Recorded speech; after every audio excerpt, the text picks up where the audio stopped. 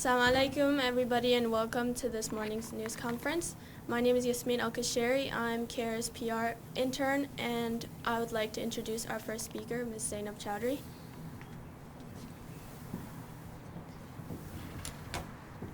Thank you, Yasmin. Good morning, everyone. Thank you all for being here today for this morning's news conference. My name is Zainab, Z-A-I-N-A-B, Chaudhry, C-H-A-U-D-R-Y. I'm the director for CAIR's office here in Maryland. CAIR is America's largest Muslim civil rights and advocacy organization.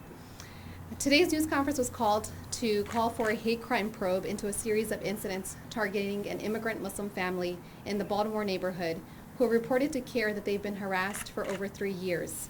The harassment allegedly began in 2018 and reportedly includes several instances of family harassment and family members enduring demeaning, racial, and anti-immigrant slurs, being told to go back to where they came from, and even death threats to multiple members on more than one occasion.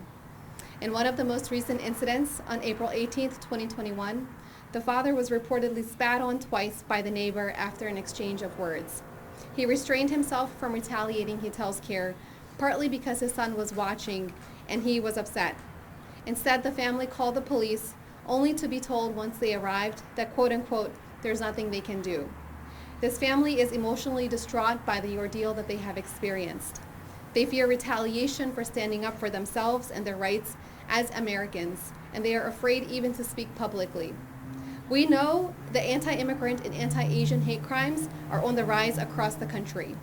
Last month, Governor Hogan created the Anti-Asian, Asian American Hate Crime Work Group in Maryland to help find solutions and put an end to anti-Asian discrimination, violence, hate crimes, and bias-motivated incidents.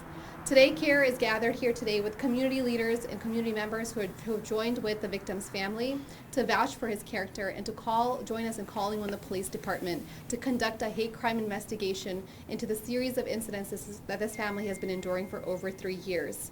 Today, you will hear from a couple of these community leaders who are here standing with the victim.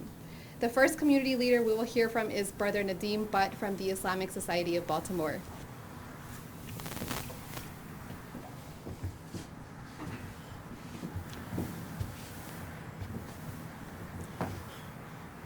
Good morning, Assalamu alaikum. My name is Nadeem Butt, N-A-D-E-E-M, last name Butt, B-U-T-T, and I represent Islamic Society of Baltimore. I want to talk about Mr. Ijaz's character. I know him for the last 6 years.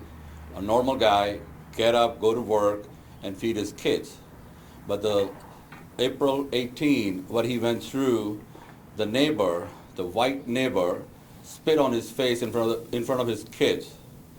Can you imagine what he went through? His kids didn't respond by the anger because that's how he raised them. As a good Muslim, as a good citizen. Police came, instead of arresting him, they didn't do anything. We calling on the police to do the right things. Why are Muslim or a person look like me, our color, has to go through this in this country? Thank you. Thank you, Brother Nadeem. And our next speaker will be Mr. James Thomas, who is a former president of the Islamic Society of Baltimore. Hello, my name is James Thomas. I'm a member of ISB, and I'm here to attest to Mr. Ahmed's character. He's a decent human being. He was spit on 2 times, and his life was threatened 2 times. He didn't respond to that. He was a very passive man. He's trying to find peace in his neighborhood. I'm familiar with the neighborhood, generally. The neighborhood is changing, and I think people are resisting change.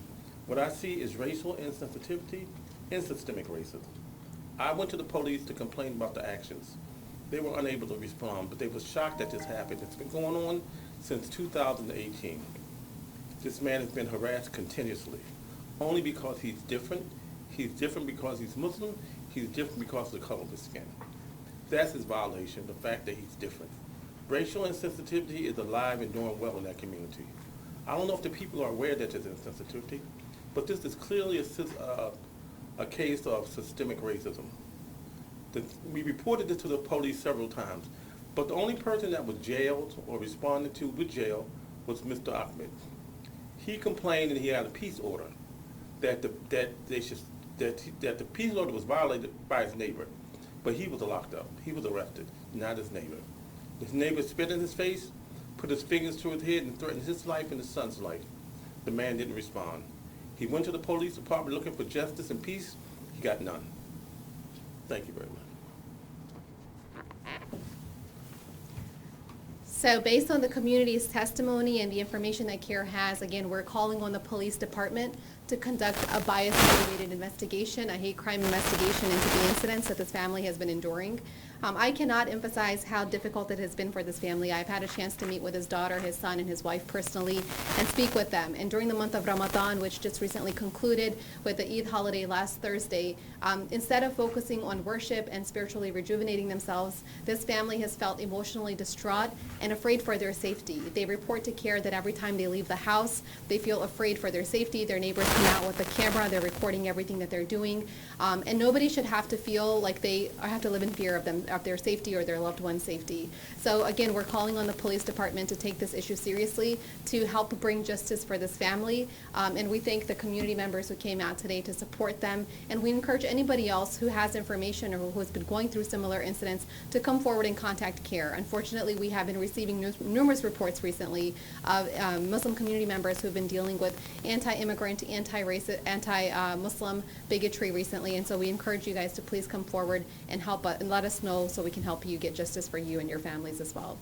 If there's any questions, we will be available off camera, but thank you all for joining us today.